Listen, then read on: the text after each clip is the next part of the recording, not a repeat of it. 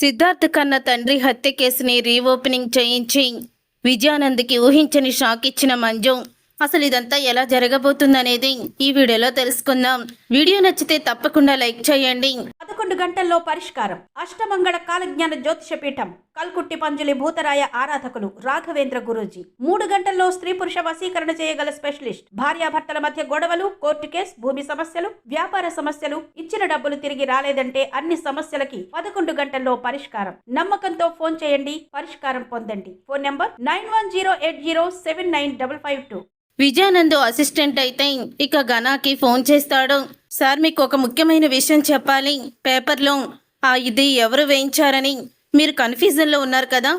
ఇప్పుడే తెలిసింది సార్ ఎవరు వేయించారో అని విశ్వ అయితే అంటూ ఉంటాడు. ఎవరు అది వేయించింది ఎవరు అని అడుగుతూ ఉంటాడు గనా. మరి నాకేంటి సార్ చెప్పినందుకు అని విశ్వ అడుగుతూ ఉంటే, నీకు ఫోన్పే చేస్తానులే, ముందు చెప్పు అని అంటూ ఉంటాడు. ఇంకెవరో కాదు సార్, ప్రేరణ మేడమే. అలాగా తను రిసెప్షన్ అంటూ అలా పెళ్ళయిందని పేపర్లో వేయించింది.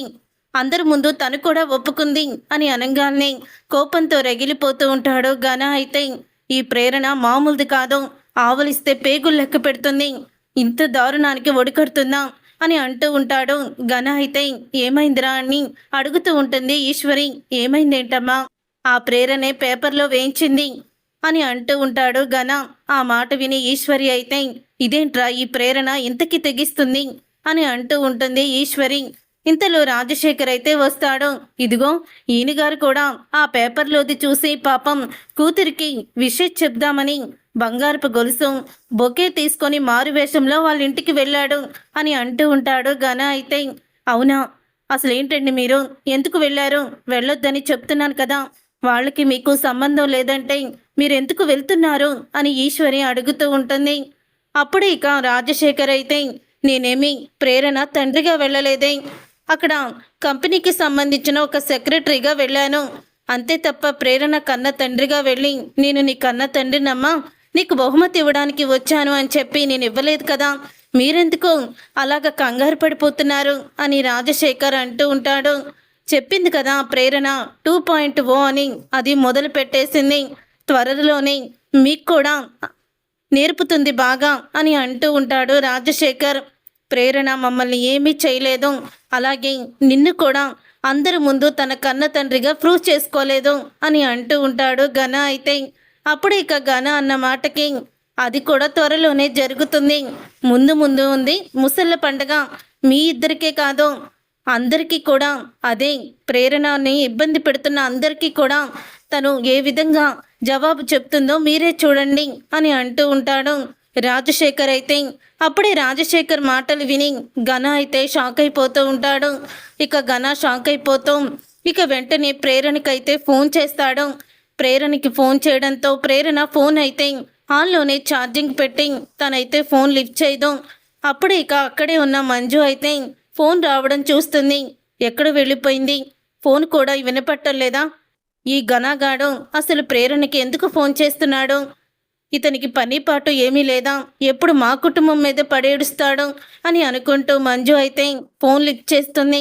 ఫోన్ లిఫ్ట్ చేసిన తర్వాత, అసలు నువ్వు ఉద్దేశం ఏంటి, ఎందుకు పేపర్లో నువ్వే న్యూస్ వేయించావంట కదా, అసలు ఏమనుకుంటున్నావు నీ గురించి నువ్వు, ప్రేరణ 2.0 మీ అందరికీ తాట తీస్తాను అని అంటున్నావు కదా, నువ్వేమీ చేయలేదు, చూసావు కదా మీరిద్దరూ కూడా మా నాన్నకి అక్రమ సంతానమని అందరి ముందు ఎలాగా నేను ప్రూవ్ చేశానో, అలాగే మీ అత్తగారిని అదే మంజు ఆంటీని కూడా నమ్మించి నీ మీద ద్వేషం కలిగేలా చేశాను.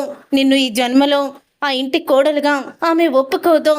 నువ్వు తలకిందులుగా తపస్సు చేసిన మా నాన్నే మీ కన్న తండ్రి అన్న నిజం మీతోనే భూస్థాపితం అయిపోతుంది తప్ప ఎవ్వరికి చెప్పినా కూడా వినరు. గుర్తుపెట్టుకో, మా నాన్న నోట్లో నుంచి వీళ్ళిద్దరూ నా పిల్లలే, నేను ఇందిరా మెడలో తాళి కట్టాను, కావాలని నేను వాళ్ళని దూరం పెట్టాను. ఇవేవి విషయాలు కూడా అస్తను కూడా మీ నాన్న బయట పెట్టడం, అదే మా నాన్న బయట పెట్టడం. మా నాన్న బయట పెట్టినా మేము కూడా మిమ్మల్ని గొడవ చేసి అల్లరి చేస్తాను తప్ప బయట పడనివ్వను. గుర్తుపెట్టుకో, ఎప్పటికీ కూడా నువ్వు ఇందిరా కూతురువే, అక్రమ సంతానమే తప్ప నువ్వు ఎప్పటికీ మా నాన్న కూతురువి కాలేవు నువ్వెన్ని చేసినా సరే అక్కడే ఉంటావు. ఈ వంక పెట్టుకునే కదా నిన్ను సిద్ధుని విడదీయాలని ఆ మంజుకి లేనిపోని అన్నీ కూడా నీ మీద చెప్పాను. లేకపోతే కొడుకు మనసారా ప్రేమించిన అమ్మాయిని ఆ మంజు ఎందుకు వద్దనుకుంటుంది? కావాలని వాళ్ళని మాటలతో రెచ్చగొట్టి ఇక్కడి వరకు తీసుకొచ్చాను అని అంటూ ఉంటే ఇక ఆ మాట విని ఒక్కసారి షాక్ అయిపోతూ ఉంటుంది మంజు. అయితే ఇక షాక్ అయిపోతాం అలాగే వింటూ ఉంటుంది. అలాగే ఆ సిద్ధు కూడా నిన్ను ఎప్పటికీ భార్యగా ఒప్పుకోడు. మీ ఇద్దరి మధ్య ఏం గొడవైందో నాకు తెలియదు, కానీ ఆ సిద్ధు నిన్ను వదిలేసే మూడ్లోనే ఉన్నాడు. నువ్వు ఇప్పుడైతే ఆ ఇంట్లో చక్రం తిప్పుతున్నావు, కానీ అది కొన్ని రోజులు మాత్రమే. తరువాత నువ్వు ఏమీ చెయ్యలేవు అని అంటూ ఇక ఫోన్ పెట్టేస్తాడు. ఇక ఆ మాట విని షాక్ అయిపోతూ ఉంటుంది మంజు. అయితే ఇక షాక్ అయిపోతాం. అంటే ప్రేరణ వాళ్ళ అమ్మని నిజంగానే రాజశేఖర్ గారు పెళ్లి చేసుకున్నారు, కానీ ఈ గనాగాడు చేసిన పనికి వాళ్ళు ఇంత బాధపడుతున్నారా? నేను కూడా ఈ గనాగాడు మాట విని వీడు ఎలాంటి వాడో కూడా తెలుసుకొని వాడి మాటలతోనే నేను కూడా ఏకీభవించి వాళ్ళని బాధ పెట్టాను. ప్రేరణని ఏ ఆడది కూడా అనరాని మాటలు అన్నాను. పాపం తను మనసులో ఎంతో బాధని పెట్టుకుంది అని అంటూ మంజు అయితే ఇక ప్రేరణని క్షమిస్తుంది. ఆ రోజు మేమన్న మాటలకే తను కూడా ఆ మాట అనాల్సి వచ్చింది. లేకపోతే తను నాకు ఇష్టం లేని పని తను కూడా చెయ్యదు అని అనుకుంటూ తర్వాత ఇక ప్రేరణతో మాట్లాడాలని చెప్పి ఇక గదిలోకి అయితే వెళ్ళడానికి వెళ్తుంది. అప్పుడే సిద్ధు అయితే చూడు, ఇప్పటికే నువ్వు చాలా చేశావు, ఓర్చుకున్నాను. ఇక నా వల్ల అయితే కాదు, నువ్వు వెంటనే ఇంట్లో నుంచి వెళ్ళిపో. ఆ రోజు నువ్వన్న మాటకి మా అమ్మ ప్రతి క్షణం కూడా బాధపడుతుంది. మా అమ్మ బాధని నేను చూడలేను, తట్టుకోలేను. దయచేసి ఇక్కడి నుంచి వెళ్ళిపో. నువ్వెన్ని ప్రయత్నాలు చేసినా ఏం చేసినా సరే ఇంటి కోడలుగా నా భార్యగా నువ్వు ఎప్పటికీ కూడా ఉండవు అని అంటూ ఉంటాడు సిద్ధు. అయితే అప్పుడే మంజుని చూసిన ప్రేరణ అయితే సిద్ధుతో అంటూ ఉంటుంది, సిద్ధు మరి నీకెప్పుడు అనుమానం రాలేదా మీ నాన్న ఎలా చనిపోయారో? అసలు మీ నాన్నని ఎవరు చంపారో కనీసం పోలీస్ కేసు పెట్టాలని అప్పట్లో మీ అమ్మకి అనిపించలేదా? పెద్దయిన తర్వాత నీకు కూడా అనిపించలేదా మీ నాన్నని ఎవరు ఎందుకు చంపారో, వాళ్ళెవరో ఎలా తెలుసుకోవాలని కూడా నువ్వు అనుకోలేదా అని అంటూ ఉంటుంది ప్రేరణ. అయితే అసలు ఆ విషయాలు నీకెందుకు? అయినా మేమెప్పుడూ కూడా అనుకోలేదు. మరి మీ అమ్మ బాధపడుతుంది అనుకునేవాడివి. నీ కన్న తండ్రిని ఎవరు చంపారో నిరూపించి అప్పుడు కదా నువ్వు మీ అమ్మ ముందు నిలబడాలి. మీ అమ్మ బాధని అర్థం చేసుకునేవాడు అయితే నువ్వు కూడా విజయానంద్ గారి గురించి అదే అభిప్రాయంలో ఉన్నావని నాకు తెలుసు. చిన్నప్పటి నుంచి ఆయన నిన్ను ఎంత ప్రేమగా దగ్గరికి తీసుకోవాలనుకున్నా నువ్వు మాత్రం ఆయన మీద అనుమానంతో ఎప్పుడూ కూడా దూరమై పెట్టావు. మరి ఇప్పుడు కేసుని రీఓపెనింగ్ చేయించి అసలు ఈ హత్య విజయానంద్ గారు చెయ్యలేదు, కావాలని ఆయన మీద నిందలు వేస్తున్నారు అని ఎవరో చేసిన పనికి విజయానంద్ గారిని అనవద్దని చెప్పి మీరు నిరూపించాలి కదా. మరి మీ అమ్మగారు కానీ నువ్వు కానీ ఆ పని ఎందుకు చెయ్యలేదు? ఒకవేళ నువ్వే ఆ పని చేస్తుంటే, లేకపోతే మీ అమ్మగారే పోలీసులకి ఫోన్ చేసి కేసు రీఓపెనింగ్ చేసి ఉంటే ఇప్పుడు విజయానంద్ గారి మీద ఇన్నిన్ని మాటలు వచ్చాయి కాదు. ఆయన మీద నీకు కూడా నమ్మకం ఉండేది. ఆయన ప్రేమతోనే నిన్ను చేరదీస్తున్నాడన్న విషయం తెలిసేది నీకు అని అంటూ ఉంటుంది ప్రేరణ. అన్నీ తెలిసి అలా మాట్లాడతావేంటి? నీకేమన్నా పిచ్చి పట్టిందా ఇలా మాట్లాడుతున్నావు అని అంటూ ఉంటాడు సిద్ధు. నాకేమీ పిచ్చి పట్టలేదు సిద్ధు, నేను నిజాన్ని మాట్లాడుతున్నాను. నువ్వే అపార్థం చేసుకుంటున్నావు. అదే మీ నాన్న హత్య కేసుని రీఓపెనింగ్ చేయించు. అసలు రీఓపెనింగ్ చేస్తే నిజాలు అన్నీ బయటికి వస్తాయి. అప్పుడు విజయానంద్ గారు మంచితనం అందరికీ కూడా తెలుస్తుంది. అప్పుడు నువ్వే ఆయన్ని నాన్న అని నోరారా పిలుస్తావు. నువ్వు నోరారా నాన్న అని పిలిస్తే చూడాలని మీ అమ్మగారు అనుకుంటున్నారు. నేను అన్న మాటకి మీ అమ్మ బాధపడిందని నన్ను దూరం పెట్టావు. మరి నీ మాటలతో నీ ప్రవర్తనతో కూడా ఇన్ని రోజులు విజయానంద్ గారిని దూరం పెట్టి మీ అమ్మని నువ్వు బాధ పెట్టలేదా అని అడుగుతూ ఉంటుంది ప్రేరణ. అయితే అప్పుడే ప్రేరణ అలా అడుగుతూ ఉంటే సిద్ధుకైతే ఏమీ అర్థం కాదు. అన్నీ తెలిసి కూడా ఇలా అడుగుతుందేంటి అని అనుకుంటాడు తప్ప మంజుకి క్లియర్ కట్గా అర్థమైపోతుంది. తనైతే ఇక గదిలోకి వెళ్తుంది. గదిలోకి వెళ్ళి ప్రేరణ మాటలు అన్నీ కూడా గుర్తు చేసుకుంటూ ఉంటుంది. అలా గుర్తు చేసుకుంటూ ఇక ప్రేరణ చెప్పింది కూడా నిజమే కదా. నేను కూడా అసలు హత్య ఎవరు చేశారు, శరత్ గారిని ఎవరు చంపారు నిరూపిస్తే ఈయన మీద నింద పడదు, మేం తప్పు చేశామని ఎవరి మనసులో కూడా ఉండదు. ఇన్ని రోజులు ఈ ఆలోచన నాకెందుకు రాలేదు, నేనెందుకు చేయలేదు అని అనుకుంటూ ఉంటుంది మంజు. అయితే ఇంతలో ఇక సిద్ధార్థ్ అయితే ప్రేరణతో ఇలా అంటూ ఉంటాడు, అసలు నీకేమైనా పిచ్చి పట్టిందా? ఆ విజయానందు ఎలాంటి వాడో నీకు తెలిసి మళ్ళీ అతని గొప్పగా పొగుడతారు, సాక్ష్యాలు తీసుకురావాలని అలా చెప్తావేంటి అని అడుగుతూ ఉంటాడు సిద్ధు. అప్పుడే ఇక ప్రేరణ అయితే, అది కాదు సిద్ధు, నీకు నేను నెల రోజులు టైం ఇస్తున్నాను. ఈ నెల రోజుల్లో నువ్వు నా మీద ఉన్న కోపాన్ని పోగొట్టుకుంటావు, అత్తయ్య గారు కూడా సంతోషంగా ఉంటారు. అప్పుడు నీకు నిజం తెలుస్తుంది. అప్పుడు నన్ను నువ్వు భార్యగా ఒప్పుకుంటావు. ఈ నెల రోజుల్లో నువ్వు నన్ను భార్యగా ఒప్పుకోకపోతే ఆ తరువాత నేను నీ కంటికి కనిపించను, వెళ్ళిపోతాను, భార్యగా నా బంధాన్ని తెంచుకొని వెళ్ళిపోతాను అని అంటూ ఉంటుంది ప్రేరణ. ఇక ప్రేరణ మాటలకి సిద్ధు అయితే షాక్ అయిపోయి అలా చూస్తూ ఉండిపోతాడు. తర్వాత ఇక మంజు అయితే ఆలోచిస్తూ ఉంటుంది. అలా ఆలోచిస్తూ ఇక మంజు అయితే సిద్ధుని పిలుస్తుంది. సిద్ధుని పిలవడంతో అప్పుడు ఇక సిద్ధు అయితే, అమ్మా నువ్వు నన్ను పిలుస్తున్నావా అని అంటూ ఉంటాడు. అవును, నిన్నే పిలుస్తున్నాను, నువ్వొక పని చేసి పెట్టాలి నాకు అని అంటూ ఉంటుంది మంజు. వెంటనే నేను సిఐ గారితో మాట్లాడాలి అని అంటూ ఉంటుంది. ఆ మాట విని సిద్ధు సిఐతో ఎందుకమ్మా అని అడుగుతూ ఉంటాడు. కొన్ని సంవత్సరాలుగా మనసులో ఉన్న ఒక అనుమానాన్ని తీర్చుకోవడానికి అని అంటూ ఉంటుంది. ఏంటమ్మాది అని అంటూ ఉంటే, నీ భార్య అంది కదా, నీ కన్న తండ్రి శరత్ గారిని చంపింది విజయానంద్ గారే అని, అందుకని ఇది నిజం కాదని నేను నిరూపించాలనుకుంటున్నాను, ఆ కేసుని మళ్ళీ రీఓపెనింగ్ చెయ్యాలనుకుంటున్నాను అని అంటూ ఉంటుంది మంజు. అయితే ఆ మాట విని ఇక సిద్ధు అయితే షాక్ అయిపోతూ ఉంటాడు. సిద్ధు షాక్ అయిపోతూ, అది కాదమ్మా అని అంటూ ఉంటే, నువ్వేమీ మాట్లాడుకో, నేను చెప్పినట్టు చేస్తావా లేదా అని అడుగుతూ ఉంటుంది మంజు. లేకపోతే నేనే వెళ్ళి మాట్లాడుకుంటాను అని అనగానే, లేదమ్మా నేనే మాట్లాడతాను, మాట్లాడి ఆయనకి వివరంగా చెప్తాను, ఇప్పుడే కాల్ చెయ్యి అని మంజు అంటుంది. అప్పుడే ఇక ఫోన్ అయితే చేస్తాడు మంజు ముందే. సిఐ గారు, నేను సిద్ధార్థని మాట్లాడుతున్నాను అని అనగానే, ఆ సిద్ధార్థ్ గారు చెప్పండి అని సిఐ అంటాడు. మా అమ్మ మంజు మాట్లాడుతుందంట అని మంజుకైతే ఇస్తాడు. అప్పుడే, నమస్కారం సిఐ గారు, మీరు నాకు ఒక హెల్ప్ చేయాలి అని అడుగుతూ ఉంటుంది మంజు. మీకు నేను ఏ హెల్ప్ అయినా చేస్తాను చెప్పండి అని అంటూ ఉంటాడు సిఐ అయితే. అప్పుడే ఇక సిఐ మాటలకి, ఏం లేదు, నా మొదటి భర్త శరత్ గారు మీకు బాగా తెలుసు, ఆయన్ని హత్య చేశారు కదా, ఆ హత్య కేసులో ఇప్పటి వరకు ఎటువంటి సాక్ష్యాలు దొరకలేదు, ఎవరు చంపారో ఏంటో అని దాన్ని కేసుని పక్కన పెట్టేశారు.